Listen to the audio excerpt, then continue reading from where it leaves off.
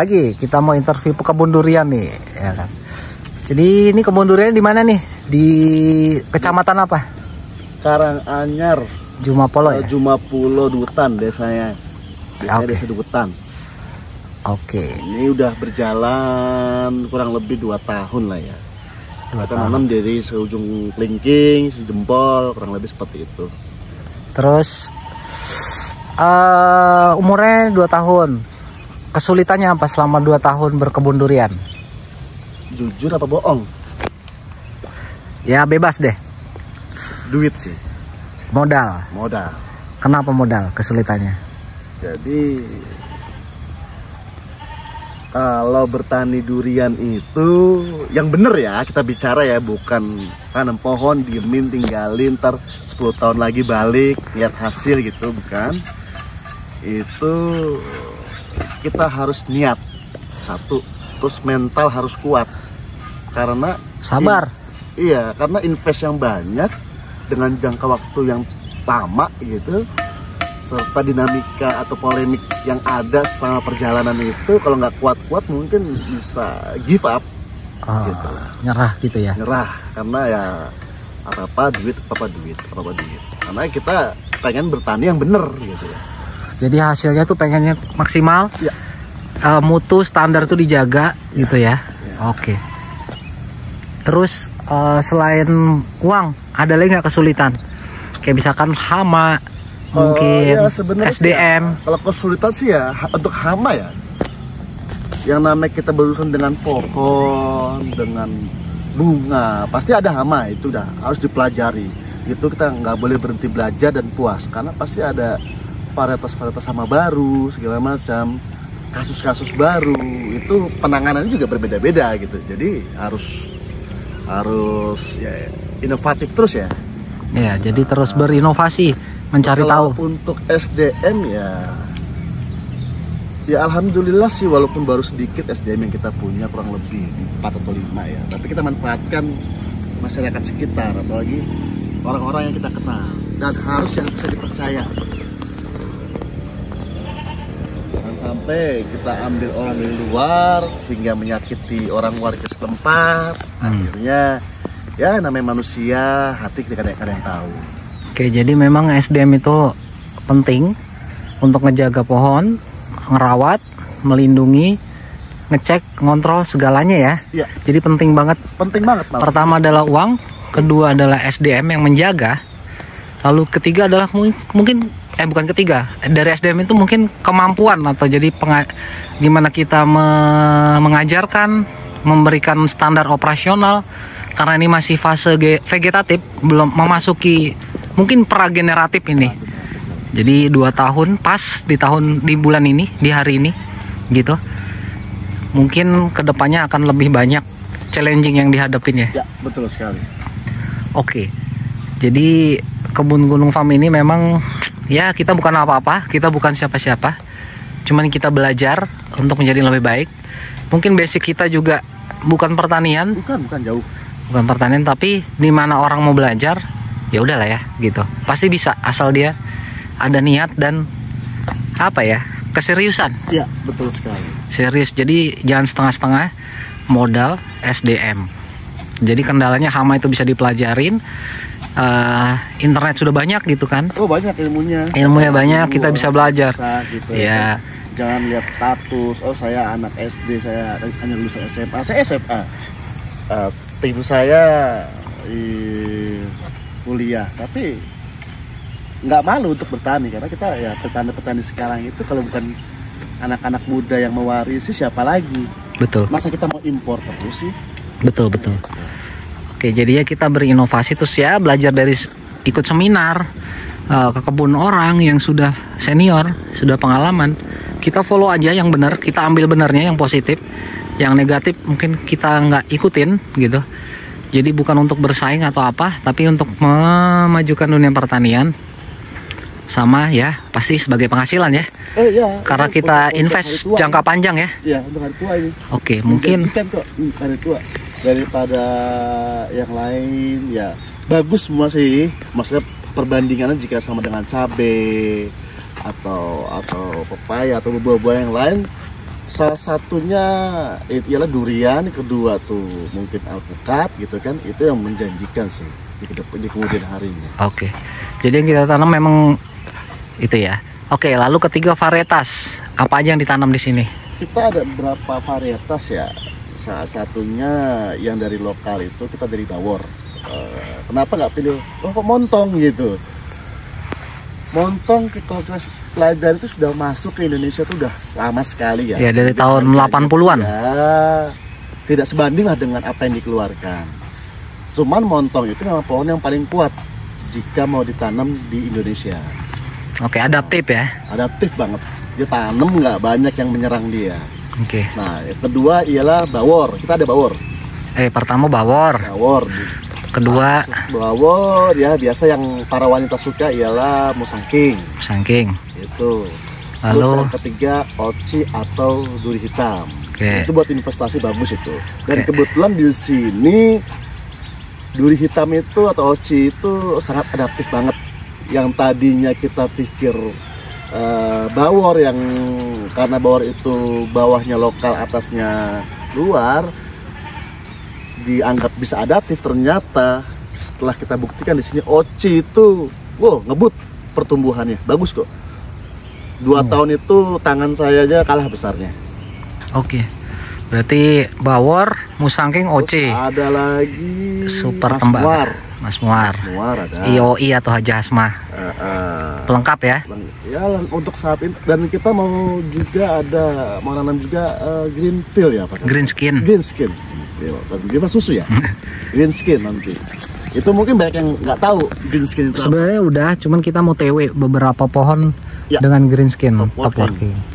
Terus ada varietas bangka juga. Bangka juga, atau kita sebut dengan super tembaga ST. Itu ada berapa? Sama namlung ya. Sama namlung, betul. Itu sih waktu kita pertama coba itu gagal 2 itu, ST dan namlung. Tapi ya kita jangan menyerah. Pasti ada resepnya yang bisa membuat dia bertahan apa. Nah, ini kita temukan, kita akan coba, kita akan praktekkan. Mudah-mudahan dia bisa adaptif seperti yang lain. Oke. Selain itu di kebun satunya lagi kita nanam juga kunpo. Ada red brown, ada horlor, ada satu lagi apa ya, saya lupa. Itulah ya. Kalau alpukat sih kita ada Miki ya, udah pasti. Sub 034. Ya. Terus ada Kuba, ada New Namlong, ada Yang Jepang itu apa? Red Vietnam. Oh, kalau itu mangga Miyazaki. Oh iya. Terus ada terus apa lagi ya? Alpukat New Namlong. Ada but 7, ada but 7. 27 betul. Ada but 7, ada yellow avocado. Jadi kalau alpukat sih kita namanya varietas introduksi ya. Ya. Yang impor rata-rata Vietnam sih gitu. Ada khas juga, ada gem khas. Hampir lengkap sih alpukat Iya. ya. So far banyak sih. Kita tanamannya juga imbang antara alpukat dan durian tuh banyaknya juga oke gitu. Jadi kalau mau menghitung populasi itu kita ada mungkin hampir 600 ya. Betul. Ada 600 lah. Kalau kita total semua ya di kebun 1, 2. Oke. Lalu selain tadi pertama adalah kebutuhan untuk berkebun durian itu adalah uang atau biaya modal untuk supaya kebun bisa jalan terus sesuai dengan SOP. Terus kedua adalah SDM, ketiga adalah varietas yang harus ditentukan. Ini di MDPL berapa? Di MDPL 390 ya. Iya betul, kurang lebih 300. Di lahan pertama itu 390, lahan kedua itu 500 MDPL. So far kebutuhan durian itu kan yang dibutuhin itu sebenarnya di dataran menengah gini bagusnya gitu. Nah kebetulan di daerah Jumapolo Karanganyar Solo ini durian lokalnya bagus-bagus banget, rasanya oke. Oke rasanya kok. Memang belum kesentuh sampai ke Jabodetabek Jakarta. Saya tahu itu karena kesulitannya apa? Ya di sini udah habis gitu, jadi nggak bisa sampai sana. Sampai keluar durian lokal sini. Jadi kebutuhan di sini juga udah banyak banget gitu, permintaannya besar, jadi nggak bisa keluar gitu. Terus durian itu sukanya yang di iklimnya itu curah hujannya sedang, tidak terlalu lebat. kalau siang hari panas sekali, kalau malam hari dingin sekali. Nah itu durian suka. The bestnya durian. Tanahnya juga tanah merah, merah kehitaman, jadi unsur haranya memang tinggi. Ya, jadi emang unsur hara itu tinggi yang tersedia di dalam tanah. Jadi semakin besar pohonnya, semakin lebar rantingnya, gundukannya harus semakin besar. Iya, bentangan rantingnya ya, bentangan apa cabang. Karena kalau nggak dibesarkan dia akan kerdil. Sebabnya ialah akar pohon durian tuh udah nyampe sini. Kita lihat dari ranting terluar. Ranting terluar itu tuh. Tajuk terluar ya. Tajuk terluar itu lebihkan sekitar 20-30 cm. Itulah yang kita buat jalanan. Iya, apa namanya? Piringan, gundukan atau busut ya. Oke, jadi jangan lupa juga parit ya. Ini salah satu tips lah ya. Karena ini musim hujan nih. Nah, pengairannya harus diatur. Oke, di sini, nah selanjutnya keempat pas ngomongin di, tadi 4 berarti kelima nih. Pengairannya gimana nih? Pakai apa dan seperti apa metodenya? Kita pakai one pipe ya kebetulan di sini. Kalau yang di kebun yang satunya itu udah lebih bagus lagi. Kita waktu itu kita masih belajar, akhirnya kita pakai beberapa backbone. Backbone itu tulang pipa, lalu kita sebarkan ke tiap-tiap blok. Nah dari tiap-tiap blok itu baru kita sebarkan lagi ke tiap-tiap si pohon ini. Oke, jadi sistemnya sprinkler ya? Ya, banyak sih. Ini yang terakhir modifikasi. Sebelumnya kita pakai sprinkler yang kecil. Ternyata karena pertumbuhan pohon yang udah makin besar, yang kecil udah nggak mencukupi. Boleh dilihat itu sisaan zaman dahulu nih. Iya. Itu ada sprinkler kecil, ada selang kecil itu zaman dahulu waktu kita tanam segede jempol batangnya. Karena sekarang udah nggak mencukupi, maka kita buat pakai sprinkler yang besar. Nanti pun akan ada perubahan lagi. Nah disitulah uang bekerja. Challengingnya ya. Inovasi terus jalan kan. Inovasi harus jalan, harus mengikuti pohonnya, jangan sampai dibiarkan. Zaman dahulu mungkin pohon durian tuh 10 tahun atau 15 tahun baru berbuah lah ya. Kita pengen 5 tahun harus berbuah. Ya kita harus ikuti pohon maunya. Seperti apa? Jangan pohon ngikutin kita. Nah itu yang kita harus beratnya. Usaha kita ya paling nggak 5-6 tahun itu udah bisa produksi gitu. Mungkin tahun depan 1 usia 3 tahun mungkin belajar berbuah gitu ya. Untuk 1-2 buah oke gitu. Kalau nggak pun ya nggak apa-apa. Karena kita harus jaga pohon supaya lebih besar dulu gitu. Oke. Nice. Berarti memang biaya besar juga selain tanah, bibit, operasional, lalu pengairan. Karena pohon durian itu butuh air, tapi nggak suka juga kekurangan air. Kelebihan air. Gitu. Makanya parit ini harus ada jalurnya. Jadi air tuh harus diatur. Emang sih air itu akan menyerap ke tanah, betul, nggak salah. Tapi kalau curah hujannya tinggi, airnya banyak, kalau nggak kita atur, pengeluarannya akan menggenang. Nah, itu yang bahaya. Siap. Si pohon durian. Oke, jadi air selanjutnya yang penting juga untuk pohon durian ya saat berkebun. Lalu selanjutnya adalah pasar atau gimana sih demand atau kebutuhan akan durian kualitas premium kayak Musaking, Oce Bawor. Paling nggak 3 varietas itu saat ini lumayan masif di Indonesia dikembangkan gitu. Nah pasarnya gimana? Jangan salah, untuk Oci saya nunggu 6 bulan baru dapat 1 buah. Oke. Baru dapat 1 buah, yang udah pada habis. Dan itu habis di lokal, bukan diimpor. Itu di lokal habis. Nah terus untuk Musangking ya karena so far masih banyak yang mereka impor ya. Ibarat kata jadi mungkin yang Musangking yang ditanam itu masih kurang, sehingga seandainya seluruh pekebun Indonesia digabungkan dengan Malaysia, kalau kita mau bicara ekspor, ekspor ya keluar ya berarti ya. Ekspor keluar. Itu untuk memenuhi satu negara kebutuhan itu ya baru mungkin 10-20%. Indonesia dan Malaysia digabungkan untuk memenuhi pasar satu negara itu hanya 10-30% lah paling tinggi. Jadi belum cukup ibarat. Jadi sebenarnya kita mau nggak usah ngomong sampai ke DKI gitu ya, Jabodetabek. Nggak usah. Kita ngomong pasar lokal aja, ini belum ada yang produksi di kabupaten ini. Belum ada. Kalaupun ada, itu saja kemarin ada satu ya, kawan pekebun kita yang dia sendiri nggak sengaja menanam itu sebenarnya. Tapi setelah kita tahu itu Oci, saya hanya boleh beli 1 buah. Padahal dia berbuahnya satu pohon kurang lebih 40 sampai 60 buah. Iya. Itu sudah habis dibeli sama orang. Oke. Ya kalau kita ngomong semua orang nanam kayak gimana, nantinya hasilnya kayak gimana? Kalau menurut saya, kita nanti akan berjualan kualitas dari buah itu sendiri. Saat kita tanam, kita rawat, kita berikan pupuk sampai hasilnya maksimal grade A. Ya udah, itulah kita akan jualan. Tapi kita nggak usah ngomong deh. Paling nggak kita hilangkan kuota impor dari luar. Betul. Kita penuhin pasar dengan produk lokal yang hasilnya syukur-syukur bisa lebih baik daripada impor. Ngapain gitu? Jadi devisa negara juga nggak buang-buang gitu kan.